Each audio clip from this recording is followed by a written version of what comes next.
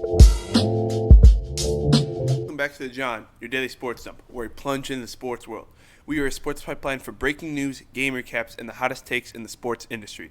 So while you're taking care of business, let us flush out the details and fill you in on what's happening. So take a seat, get comfortable, and make sure you have plenty of TP. It's time to explode the commode. I'm your host, John, and today I'll be giving you my 3 NBA draft winners and 3 losers. Alright guys, first thing we got to start off with is obviously the Mavericks. Yes, they only really had one pick, but that one pick was the first pick, and it's Cooper Flagg. So now you're talking about a healthy Mavericks team that has P.J. Washington. They just re-signed Daniel Gafford. Kyrie, a healthy Kyrie who was playing amazing before he got injured last year. An AD with Cooper Flagg. This team is going to be able to compete in the West. And Nico Harrison did get saved by this. I don't think he should be the GM. I think he doesn't know what he's doing.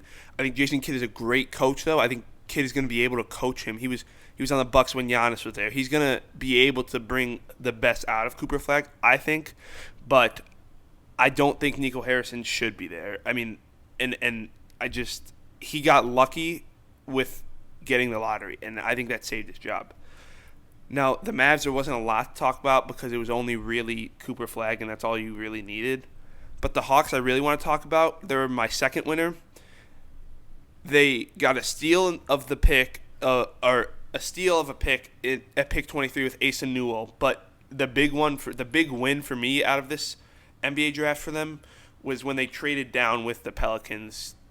When the Pelicans moved up to draft Derek Queen, and the Hawks moved down to 23. And they got Asa Newell, who I think was a lottery pick. He was linked actually to my Chicago Bulls. He was linked to them throughout the whole draft process, and he fell all the way down to 23 or 22. It's 23 or 22. I know that. I don't know the specific number, but he fell so far down, and they also got an unprotected first-round pick from the Pelicans or the Bucks, and one or maybe even both. It's a pick swap, so they can kind of pick who they want.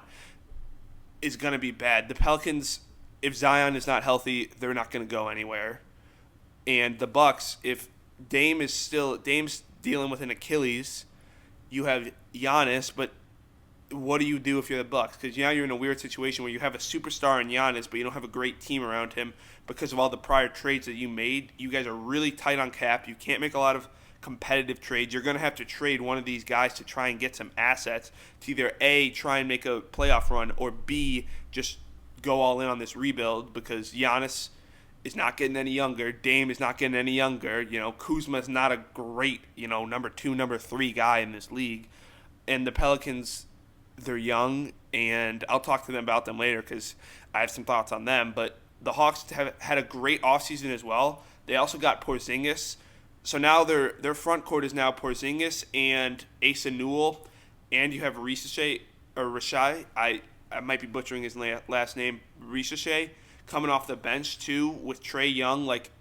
This is a great team, I think, and they're going to be able to compete in the East. Now, yes, the East is weaker, but they have built a very great team, especially just with I think Asa Newell is going to be a great player in the NBA. I think a lot of people just look down just because he went to Georgia, and Georgia isn't really a great basketball program. But if you look at them this year, they were levels ahead of where they were before this, and a lot of it was because of Asa Newell. Asa Newell was their difference maker and their X factor. And my final winner, it has to be the Spurs, guys. I mean, you getting Dylan Harper at 2, and then you get they were linked to trading for KD, but I like this more. I like what they did in the draft. Dylan Harper is younger and is probably, I think, the second or third best scorer, just pure 3-level scorer in this draft.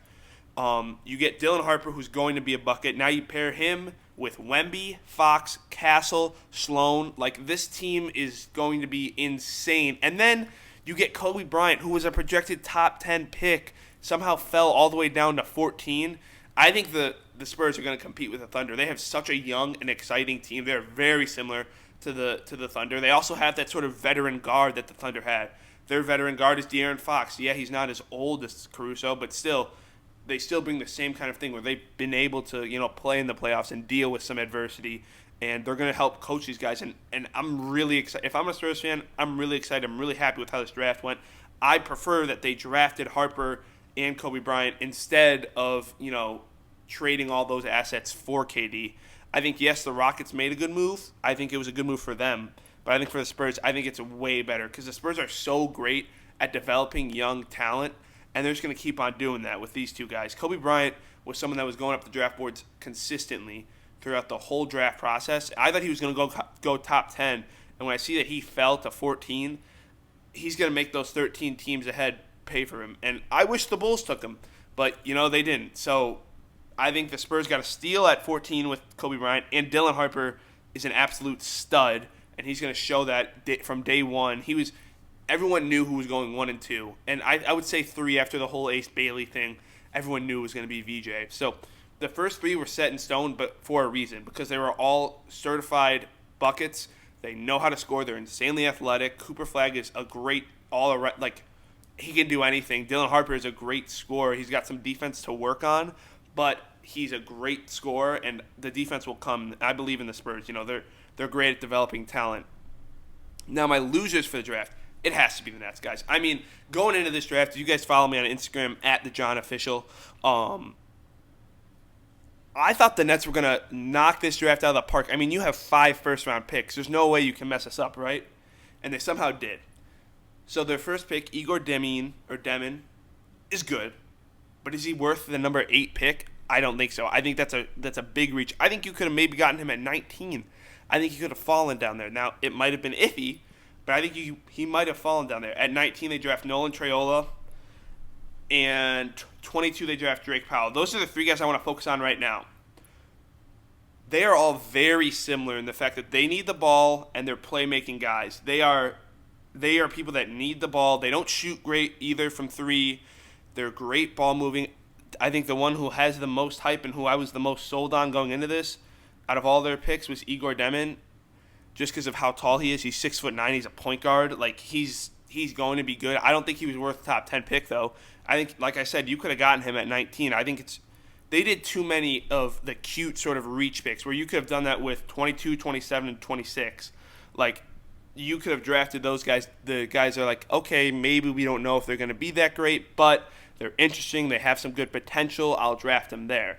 I think the first 3 picks, you have to go with guys that are NBA ready and that are going to be able to score and produce with some of the best guys. They could have drafted Kobe Bryant with that 8th pick. I think he would be way better for the Nets, not in the sense of Kobe Bryant's career. I think he's better in San Antonio, but for the Nets, I don't know why you don't draft Kobe Bryant. You draft Igor there, and it's a confusing draft. Ben Seraph is another dude you didn't really see a lot of on draft boards. I mean, I do like the next pick, though, Danny Wolf. A lot of people don't know him just because he went to Yale and Michigan, but this is basically a 7-foot point guard. He's rebounding great passer. He can bring the ball up the court. If you guys watch his tape at Michigan, this dude brought the ball up at the court for Michigan because he's basically a point guard in a center's body. So I like that pick, but I don't like these first 3, 4-ish. I felt like they went they reached too much, and they're the first team and probably the only team ever to have 5 first-round picks, and I can confidently say they're the first team to ever swing and miss at basically, I don't want to say all, because, Igor Demin is probably going to be a good NBA player, but I don't think he's worth the 8th pick. If you're looking at where he was selected, do I think he'll live up to the 8th pick standard? No, I don't. All right, guys. Now, I already talked about, the Atlanta Hawks trading, and the person they traded with, the Pelicans. I like the Fears pick and the Queen pick, but Fears, point guard. What do the Pelicans have a lot of right now? Point guards. DeJounte Murray, Jose Alvarado, Jordan Poole. So when everyone comes back, where is Fears going to fit in? You know what I mean? I don't see him fitting in. And then the Derek Queen, you gave up way too much. Bill Simmons labeled it as one of the worst trades of the decade, which is pretty impressive to do. I think you gave up way too much. I love Derek Queen. I wanted him to go to the Bulls. But is he worth a projected first-round pick when this year's draft class was not as great as the 2026 draft class? I think the 2026 draft class is going to be great as well. And after the first 3 guys in this draft, it's a lot of you don't know with people. So I don't like that. I think the trade is just something I can't get behind, and the fact that you draft a guard when you don't really need another guard. You are very deep in the guard area, so it was a confusing draft. I like the pick for Derek Queen. I like Derek Queen a lot. I think he's going to be a great big man. I really liked him. My dad thinks he's just he got big because of that shot, but if you watch his tape throughout the whole season, he was the reason why Maryland was a 4 seed in March Madness and why they were so dominant, because he ran that offense and was dominant on the offensive side. Defense, he's got some stuff to work on, but I feel like all those young bigs have a lot of defense to work on, except if your name's Kamon Malwatch or Cooper Flagg. But I like the Fears pick. I like Fears as a player. I just think he's in the wrong situation. And Queen is, I think no matter how good he does, it depends on how the Pelicans do this season. Because if that pick turns into a top 10, top 5 pick, no matter how good Queen is, it's going to be overlooked by this trade that was not a great trade. Now, my final loser of the draft is, this one might ruffle some feathers, but I think the Jazz. Yeah, you have a great pick in Walter Clayton Jr. at 18. I really like him a lot. But you draft Ace Bailey, who I think when he got picked, there was still an elite scorer. I think the best scorer in the NBA draft, Trey Johnson. I think you draft Trey Johnson over Ace Bailey. Why? Trey Johnson doesn't bring the locker room toxicity. He doesn't think he's better than someone. Also, I will show you guys a picture right here of Ace Bailey when he got drafted. This is what is ruining basketball and the NBA draft. These guys are starting to become and think they're so much better than anyone and everyone that if they don't go to a set team, they are a failure. They're not worth all the hard work. The NBA draft needs to become I just accomplished my childhood dream and I'm not crying. I'm more mad about the team that I'm going to. Ace Bailey is I think he'll be a good player. I think because of how toxic he already is in the NBA, I don't see him being a superstar just because of how toxic he will be with his teammates. I just don't find him being able to work that out. I think he's a great player. That stuff flies in college, but in the NBA, these are grown men. They're not going to mess around. They're not going to play with you. Like, if you're doing that sort of stuff where you think you're better than them and you can't prove it, then they're not going to give you that respect. Also, coming in as a rookie and doing that is crazy.